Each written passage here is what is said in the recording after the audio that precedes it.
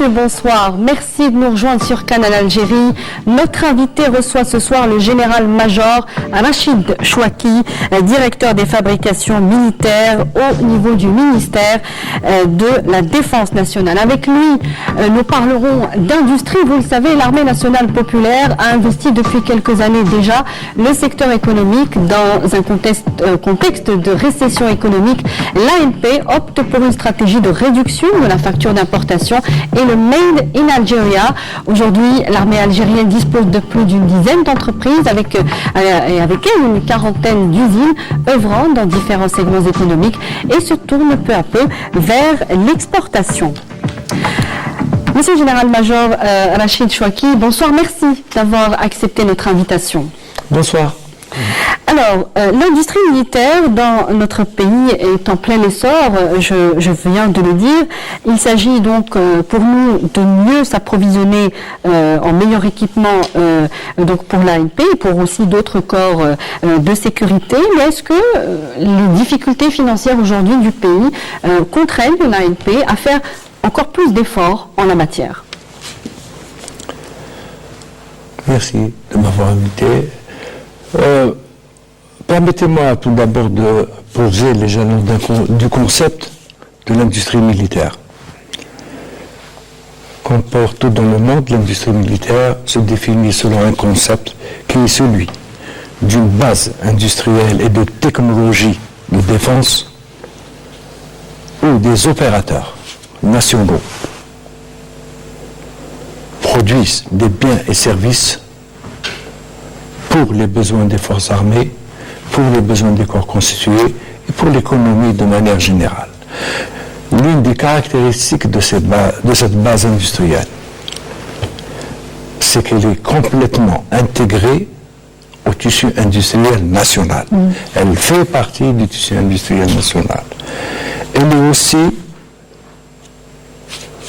Elle fonctionne selon les règles de commercialité de l'économie nationale. Et enfin, elle produit des biens et services à usage militaire et à usage pour l'économie nationale. Pour le civil, donc. Pour le civil.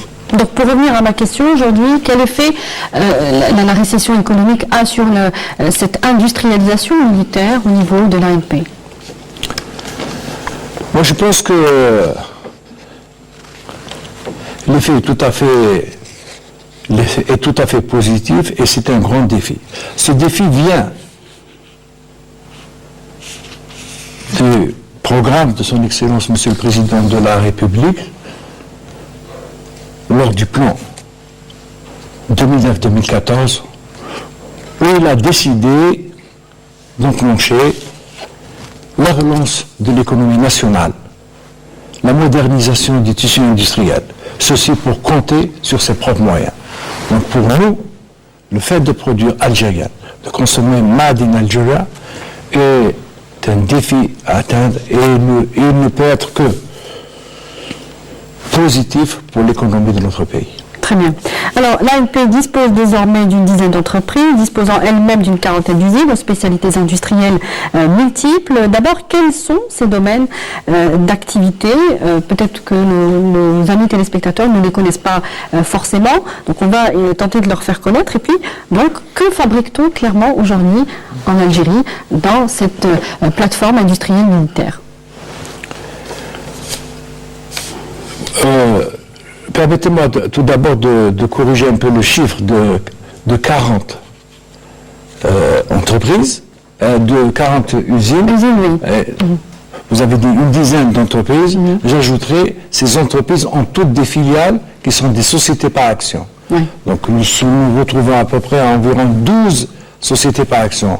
Au total, l'industrie, la base industrielle et de technologie de défense de notre pays dispose d'une dizaine d'entreprises, c'est des EPIC, c'est des établissements publics à caractère industriel et commercial, qui sont créés, qui marchent tous sous disposition du décret 0802, plus des filiales qui sont montées en partenariat avec des entreprises étrangères. C'est des sociétés par action régies par le Code de commerce et conformément à la loi des finances complémentaires de 2009. Enfin, nous disposons de centres de production, une quarantaine. Dans quoi nous sommes spécialisés actuellement? Nous avons d'abord la manufacture, c'est l'industrie manufacturière. Nous sommes dans la production de textiles techniques pour les besoins de confection de l'uniforme et des articles d'intendance de l'ANP et des corps constitués. Nous sommes aussi dans l'énergétique, c'est-à-dire nous produisons de l'explosif à usage général, surtout pour les mines et carrières, pour les besoins des cimenteries, des barrages, de la construction de logements. Nous nous situons en amont pour la production d'explosifs, pour l'exploitation de ces carrières et mines. Nous fabriquons bien sûr de la munition, donc c'est le segment énergétique. Nous fabriquons de l'armement, c'est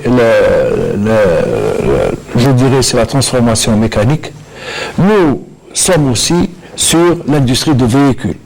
L'industrie des véhicules, actuellement, nous produisons des véhicules spéciaux, nous produisons des moteurs, nous produisons des véhicules industriels et nous produisons des véhicules utilitaires, type van ou type 4x4. Nous avons aussi, dans l'électronique, nous produisons des systèmes électroniques pour, d'une part, des applications militaires, et nous fabriquons aussi des systèmes électroniques pour la vidéosurveillance. Nous avons une entreprise qui est tournée dans ce domaine. Et enfin, tout cet appareil de production est soutenu par des unités de recherche et de développement. Voilà ce que je peux vous dire de manière exhaustive sur le potentiel de notre base industrielle et de technologie de défense. Alors on peut dire aussi que l'armée nationale populaire a récupéré des segments d'activité économique qui étaient paralysés depuis quelques années. Est-ce que vous pouvez nous en dire un peu plus? Oui, madame. Je vous remercie par cette question parce que ça a été aussi un challenge pour nous. Le haut commandement a décidé que nous nous implantions sur des sites industriels devenus quasiment sans objet, qui étaient à la fermeture. Je peux citer des exemples probants. Nous avons réouvert carrément des usines de Tiaret, où nous produisons des véhicules Mercedes actuellement. Nous sommes aussi dans une usine, nous avons réouvert une usine à Bouchada. C'était une usine de chaussures qui était fermée. Nous sommes à Khenchla sur 2 sites qui étaient fermés. Nous produisons aussi des productions mécaniques, et notamment des véhicules. Nous avons aussi injecté de la technologie et des moyens au niveau de sites qui vivaient de graves problèmes de récession. Je dirais, à Bel Abbas, nous avons installé une plateforme des systèmes électroniques. Nous sommes aussi à Constantine, à Ensmara, où nous avons installé une usine de production d'engins spéciaux, à Oued Hamimine, où nous avons installé une usine de moteurs. Nous sommes aussi à Rouba, où nous sommes en train de monter une usine de camions et de cars. Alors tout ça nous fait comprendre un petit peu la répartition de encore une fois, de cette plateforme industrielle militaire sur un peu l'ensemble du territoire algérien et un peu particulièrement sur les hauts plateaux. Est-ce que là encore c'est un effort pour la contribution de l'ANP dans le tissu économique national? Ceci aussi est une directive du haut commandement de l'ANP. Monsieur le général de corps d'armée, vice-ministre de la Défense nationale, chef d'état-major, nous a ordonné d'aller toujours nous implanter dans les zones des hauts plateaux, qui sont les zones qui ont été retenues par les pouvoirs publics pour l'industrialisation.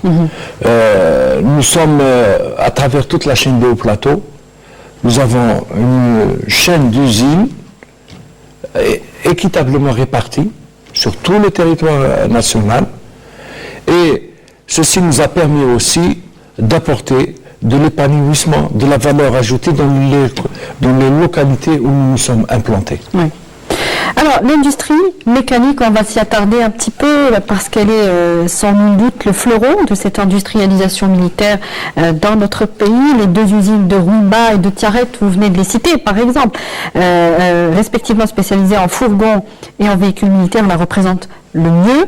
Alors, quel est l'apport aujourd'hui en termes d'équipement militaire de ces usines et de ces fabrications militaires aujourd'hui? Permettez-moi tout d'abord de parler de ces exemples d'industrie de véhicules industriels, de production de véhicules industriels. Ce qui a été d'abord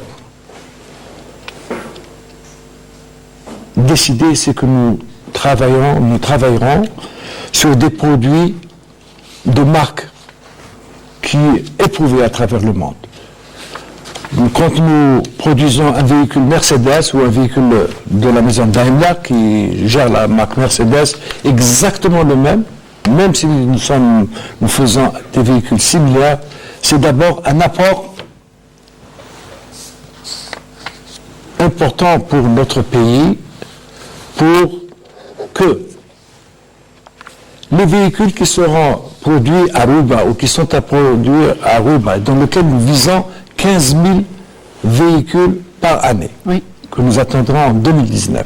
Des camions de différents tonnages, faits pour les longs trajets, faits pour les petits trajets, pour la ville. C'est des camions de transport de marchandises, de transport de personnel. Et dans ce cadre-là, nous sommes actuellement fiers de soutenir nos forces armées avec des véhicules qui sont produits à Rouiba, de marque Mercedes, complètement produits à Rouiba. Nous sommes aussi fiers de soutenir des opérateurs économiques en véhicules qui sont produits à Rouiba, de marque Mercedes. Je peux vous dire que nous visons à prendre 60% au moins du marché national de véhicules. Avec 15 000 véhicules, nous allons prendre tous les types de véhicules de transport, des véhicules industriels, produits au niveau de Rouiba. Rouiba, c'est une plateforme pour laquelle je pense que l'État accorde beaucoup d'importance. Il faudrait que cette plateforme, comme dès son démarrage, soit la plateforme d'excellence de production d'un véhicule d'excellence pour notre pays. À Tiaret, nous allons fabriquer tout ce qui est véhicule type van. C'est des véhicules utilitaires, transport de marchandises, transport de personnel, ambulance. C'est le type Sprinter actuellement, toujours Mercedes, des véhicules qui sont équivalents à ceux qui sont produits par Mercedes. Et d'ailleurs, si vous me permettez, on va un peu parler de cette qualité qui est apportée par nos partenaires. Et nous fabriquons actuellement aussi le véhicule Mercedes 4x4 type Classe G. C'est un véhicule utilisable en tout terrain, qui est actuellement utilisé par notre police nationale, par l'armée nationale populaire, et qui donne de très bons résultats. Alors, par rapport à la qualité, vous venez de le dire? Oui, madame. Là, dans ce contexte-là, permettez-moi aussi d'énoncer quelques principes de ce partenariat. Vous savez, nous sommes nouveaux aussi dans notre partenariat. Le partenariat se veut comme d'abord la participation d'investisseurs étrangers dans le développement de notre pays. Nous sommes accompagnés par des investisseurs qui investissent en même temps comme nous, avec nous, et qui font confiance à notre pays. C'est déjà une crédibilité pour nos partenariats. Le deuxième point, nous sommes accompagnés par des partenaires technologiques de renom et nous exploitons leur licence de production, leur licence de marque, leurs standards de qualité. Et tout véhicule, dans le cas par exemple de Tiaret ou de Rouiba, qui va sortir des chaînes de Ruba et de Tiaret ne peut sortir, ne peut être vendu s'il n'a pas la conformité qui est certifiée par notre partenaire technologique à travers ces centres de qualité qui ne sont pas ici, qui sont à l'extérieur et sur lesquels il contrôle toute sa production à travers le monde. Donc le véhicule que nous avons ici, que nous fabriquons ici à Ruba ou à Tiaret, c'est des véhicules qui peuvent circuler dans le monde entier, puisqu'ils sont réputés être de marque de Mercedes. Et ce n'est pas donné à tout le monde. Nous sommes heureux de dire que notre pays produit un véhicule qui est exactement similaire à la production que fait Mercedes chez lui. Conforme aux standards internationaux, donc. Alors, tous les besoins du marché national seront satisfaits en camions, véhicules, bus et autos tout-terrain 4x4, label Mercedes construit en Algérie d'ici 2019. Vous confirmez? Je confirme. Dans notre gamme de production, je vais encore vous dire quelque chose. Madame, avoir un partenaire, c'est aussi faire évoluer son produit. Oui. Vous savez, vous voyez dans les publicités comment évolue l'industrie de véhicules. Le camion évolue. Donc nous avons, entre le moment où nous avons démarré ce partenariat, il y a déjà des up-to-date que nous sommes obligés de mettre en place sur nos chaînes parce que les véhicules se modernisent. Oui. Et là, notre partenaire nous accompagne pour avoir le véhicule de l'heure. Nous n'avons pas le droit de conserver un ancien véhicule si un véhicule nouveau le remplace, au point de vue production. Donc vous actualisez un petit peu. Tout à fait. C'est ça le partenariat. Oui. Le partenariat, l'usine que nous avons à Ruba ou à Tiaret doit évoluer en même temps que l'usine mère qui existe en Europe et de par le monde. Parce que nous ne sommes pas le seul centre de production de Mercedes. Il y a partout dans le monde Mercedes qui s'est installé. Et si vous permettez, juste une chose. Quand on dit centre Mercedes, en réalité, nous nous sommes appropriés de la technologie Mercedes. C'est une usine algérienne. Le partenariat, toutes les sociétés sont des sociétés de droit algérien. Mmh. Cette technologie, nous l'approprions par cette société. Et le personnel qui produit ces véhicules sont des Algériens et qui maîtrisent la technologie. Alors justement, vous me tendez un petit peu la perche sur le transfert de technologie. On va ouvrir une parenthèse sur cela. Aujourd'hui, le transfert technologique est garanti à travers ces partenariats. Est-ce qu'aujourd'hui, on peut dire que le véhicule est réellement algérien à travers la connaissance des constructeurs au niveau des usines? C'est une obligation. D'ailleurs, je n'aime pas le terme de transfert de technologie. Il n'y a pas nous absorbons la technologie. Mm-hmm. Pourquoi? La colonne vertébrale de ces partenariats, c'est la formation. Nous adoptons le même système de formation que notre partenaire. Or, pourquoi le partenaire maintient sa qualité, ses compétences, à tous les niveaux dans ces usines? C'est parce qu'il est adossé à un centre de formation professionnelle qui est à côté de l'usine, au sein de l'usine. Oui. Ici, nous avons à Constantine un centre de formation professionnelle, nous l'avons monté. À Tiaret, nous avons un autre centre de formation professionnelle. Très brièvement, nous recrutons des primo-emplois, c'est-à-dire des jeunes qui sortent des centres, des CAPistes. Nous leur faisons subir des formations de base dans nos centres de formation. Formation de base, c'est pour les mettre à niveau, pour essayer de leur inculquer quelques disciplines qui manquent, à savoir l'informatique, l'anglais, puisque le langage de travail dans les usines se fait en anglais. Et juste après, ils subissent une autre formation qui est la formation spécifique qui les prépare au poste. Important aussi de dire que la formation ne s'arrête pas là, dans la carrière de l'ouvrier. Mmh. Il subit une formation constante, continue. continue s'il doit changer de poste, continue s'il doit subir une promotion, continue s'il doit changer d'équipement. Il revient au centre. Toute sa vie durant, c'est un aller-retour entre la formation professionnelle, entre le centre de formation, c'est-à-dire la formation professionnelle, et l'atelier. Et c'est pour ça que la qualité, la maîtrise technologique, le transfert de technologie est assumé. Et on entend un petit peu par ce que vous dites, à travers ce que vous dites, la pérennité de l'emploi, puisque vous parlez de carrière de ces ouvriers. Je crois que la réussite de nos partenaires, c'est que quand on travaille dans une usine, quand on travaille dans un atelier, on fait sien de cette usine, on fait sien de cet atelier. Et c'est ce que pourquoi nous recrutons des primo-emplois. D'abord, c'est pour participer de manière efficace à la résolution du chômage jeune. Et c'est pour démontrer à cette jeunesse que les horizons sont pour elles. Ils peuvent travailler à Tiaret. Nous avons beaucoup de jeunes qui travaillent. Nous avons des jeunes garçons, des jeunes filles qui travaillent. Nous avons, dans une région, nous avons créé des métiers industriels et tout le monde constitue une grosse famille là-bas, une grande famille. Alors, et ils participent à la vie de leur atelier.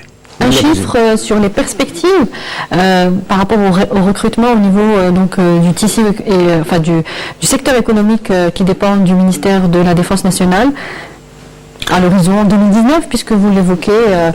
Oui, les échéances, pourquoi j'évoque l'horizon 2019? Parce que tous nos contrats opérationnels, tous les accords que nous avons avec nos partenaires, qu'ils soient de toute nation, nous avons bloqué la montre à 2019. Pourquoi? Nous disons qu'à 2019, tous les objectifs de partenariat doivent être atteints au point de vue construction, intégration, sous-traitance et formation. Donc nous pensons, dans tous les calculs que nous avons faits, ce que m'appelle communément les business plans, et que nous sommes en train de suivre à la lettre, parce que nous ne sommes pas seuls, il y a nos partenaires qui participent à la gestion, nous pensons qu'en 2019, nous tournerons avec 30 000 emplois directs, je dis bien directs, ce qui intéresse l'atelier, la maintenance, la commercialisation.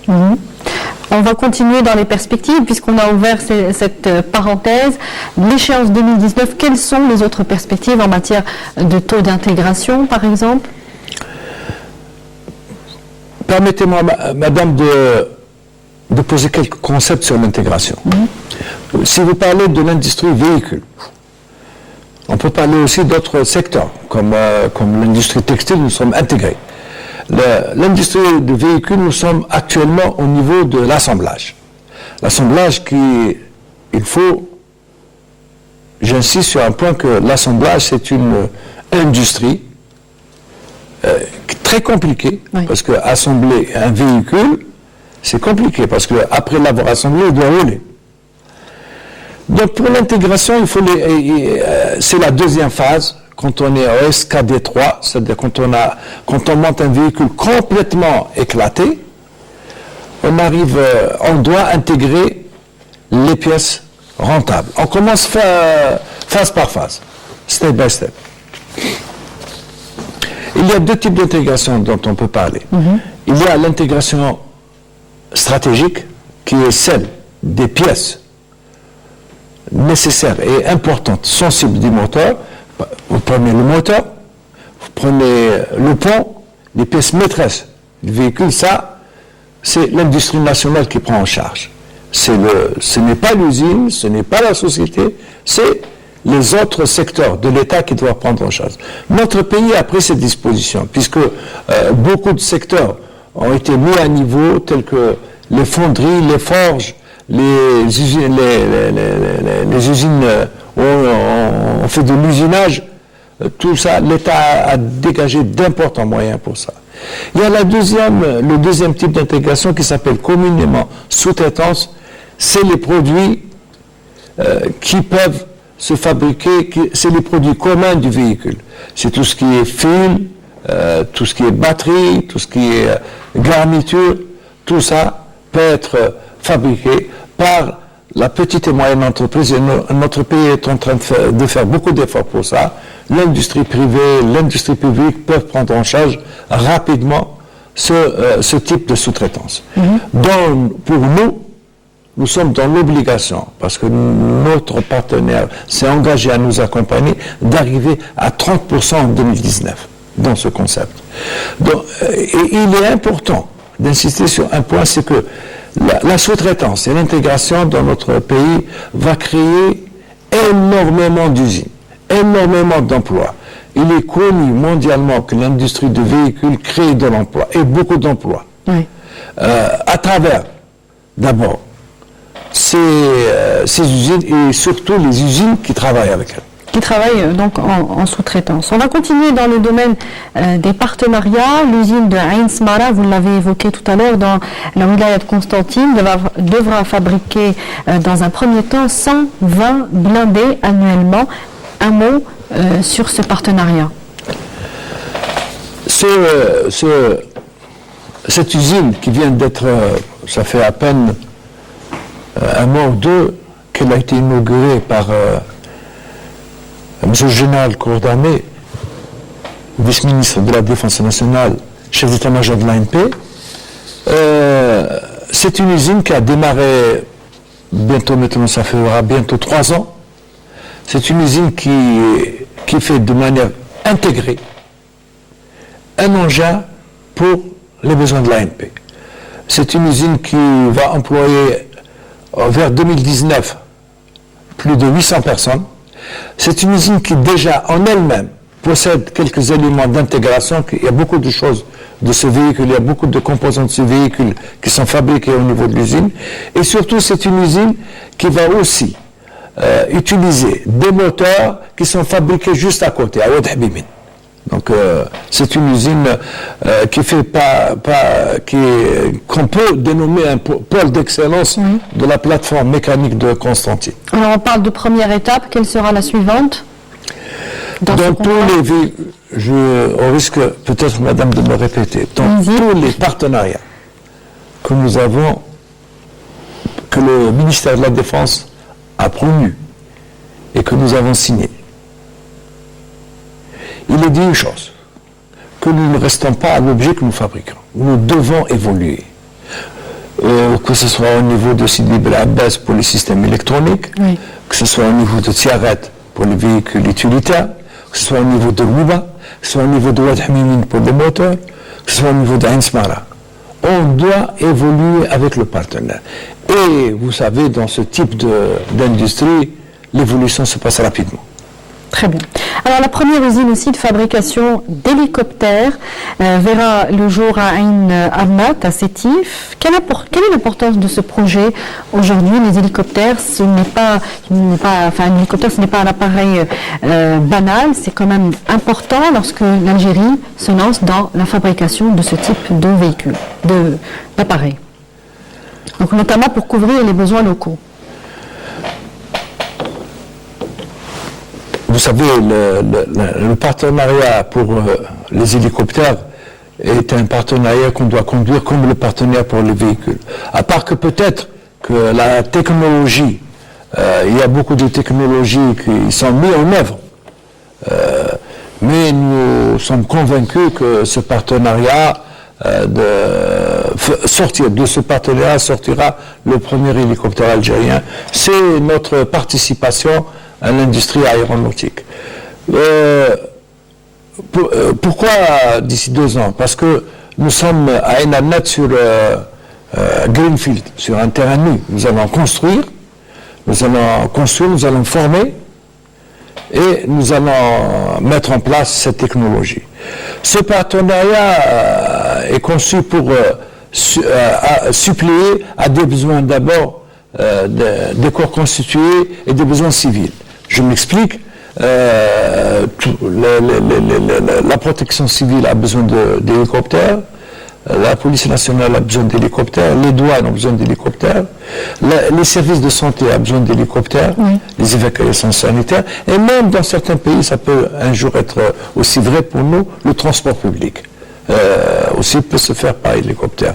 Nous sommes en partenariat avec un grand constructeur, c'est qui gère la marque AgustaWestland, c'est Leonardo.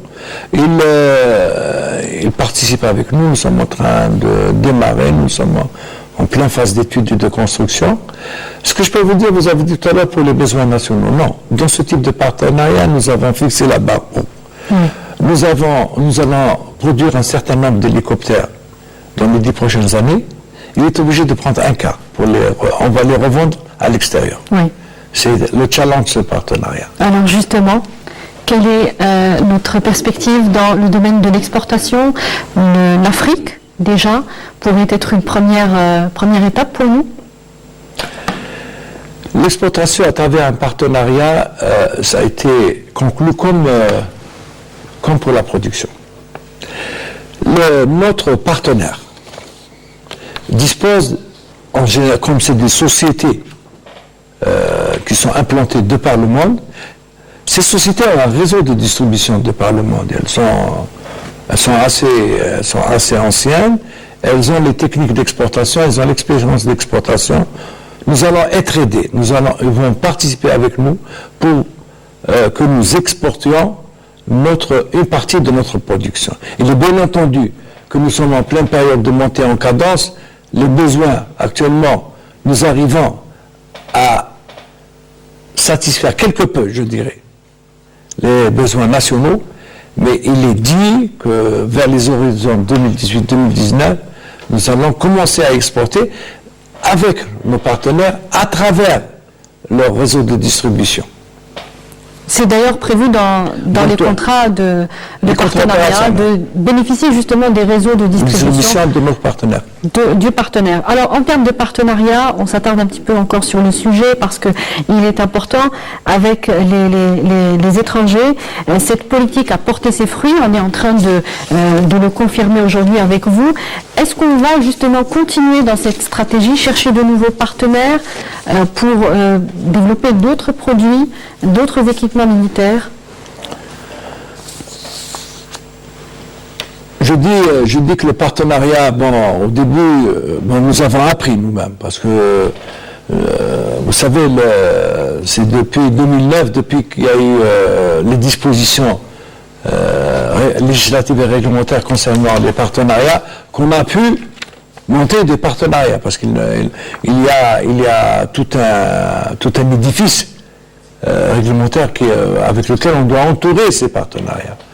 Il y a aussi, je rends hommage à tous les ministères. Tous les ministères nous ont aidés pour monter ces partenariats. Le ministère du Travail, le ministère de la Formation professionnelle, le ministère des Finances, les banques, tout le monde s'est mis avec nous pour nous accompagner pour le montage de ces partenariats. Et maintenant, je suis heureux de vous dire que notre pays, les partenaires, c'est eux qui viennent. Au début, c'est nous qui les cherchions. Maintenant, c'est eux qui viennent. C'est eux qui viennent parce qu'il y a des marques intéressées pour travailler avec l'ANP. Notre pays est crédible. Notre jeunesse a fait ses preuves. Nos cadres ont été éprouvés. Moi, je pense que ce système de partenariat, peut-être qu'il y a encore des choses à améliorer de notre côté, mais il porte ses fruits. Pourquoi il porte ses fruits? Parce que je vous ai dit que je n'aimais pas bien le transfert de technologie. Pour moi, un partenariat me permet d'intégrer, d'absorber une technologie et en étant accompagné de manière tout à fait normale avec des technologues de renom dans le cadre de l'éthique internationale, parce qu'il n'est pas question de s'accaparer d'une technologie. On est concessionnaire d'une licence et nous sommes accompagnés, nous bénéficions à chaque fois de tout l'apport, de toute la recherche de notre partenaire technologique. D'accord. On en arrive ainsi à la dernière question de cet entretien. Vous venez de confirmer l'ambition de l'Armée nationale populaire d'entrer dans le marché international. Est-ce que vous pourriez dire un mot sur la volonté ou l'ambition, encore une fois, de l'ANP, cette fois de muter de pays importateurs à exportateurs d'équipements militaires? Qu'est-ce qu'on peut en dire ce soir? Moi, je crois que j'ai dit la base industrielle des technologies de défense, elle fait partie du tissu industriel national, de la base nationale. Et il est bien entendu que notre pays a des ambitions d'exportation, c'est tout à fait naturel. Nous allons exporter. Nous allons exporter. L'exportation, qu'est-ce qui garantit une exportation? C'est la qualité, c'est les techniques d'exportation et c'est un produit irréprochable, c'est surtout. Irréprochable, service après-vente, tout ça, pour nous, c'est une maîtrise que nous devons avoir. Mais je terminerai, si vous permettez, une conclusion. Ce partenariat nous a permis de découvrir le génie algérien. Je parle surtout de la main-d'œuvre. Cet exemple, j'ai toujours cette image d'une technicienne supérieure de Tiaret qui contrôle le véhicule Mercedes, qui trouve des défauts et qui le remet en début de chaîne. Cette technicienne s'est formée pendant 6 mois en Allemagne, 6 mois uniquement. Là-bas, elle a appris. Et elle a même fait retourner des véhicules de chaîne allemande. Je crois que c'est un génie que ce partenariat nous a permis de découvrir. Et la maîtrise de la construction véhicule, partout où nous sommes, nous a permis aussi de dire que notre jeunesse est une jeunesse qui est prête à prendre en charge toutes ces technologies. Le point fort donc de ces partenariats, c'est vous mettez en avant la jeunesse avant tout. Oui. Général-major Rachid Chouaki, je rappelle que vous êtes directeur des fabrications militaires au niveau du ministère de la Défense nationale. Merci d'avoir répondu à notre invitation ce soir. Je vous remercie. Merci à vous également de nous avoir suivis. On se retrouve dès la semaine prochaine. Je vous rappelle que l'émission est en replay sur le www.emtv.dz. On se retrouve dès la semaine prochaine pour un nouveau rendez-vous de notre invité. Excellente suite des programmes. Bonsoir.